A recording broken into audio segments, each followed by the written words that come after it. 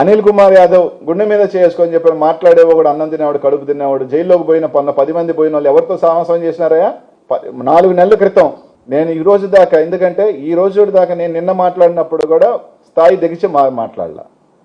ఇదే press meet పెట్టా, అధికారం దమ్ముంది, సిబిఐ ఎంక్వైరీ చేసుకోండి, ఈడీ ఎంక్వైరీ చేసుకోమని చెప్పిన, నా ఆస్తుల మీద ఎంక్వైరీ చేసుకోమన్నా మీరు ధైర్యం ఉంటే అని చెప్పిన.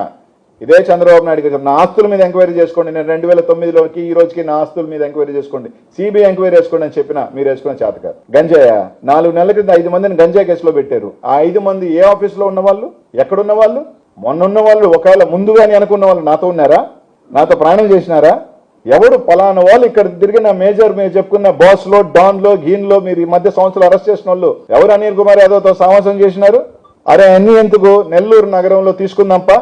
ఇదే నారాయణ విజయభాస్కర్ రెడ్డి పట్టాభి మీద ఏ రోజైనా నా మీద పోటీ చేశారని చెప్పి, ఇంకా నా గవర్నమెంట్ నాతో పనిచేసిన గవర్నమెంట్ ఎంప్లాయ్ మీద మీరు కేసులు పెట్టించారు, సస్పెండ్ చేయించారు, నేను ఏ రోజు మాట్లాడలా.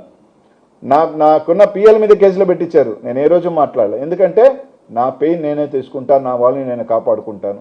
అంతేగాని బయటకు వచ్చి గింజుకొని అరవల.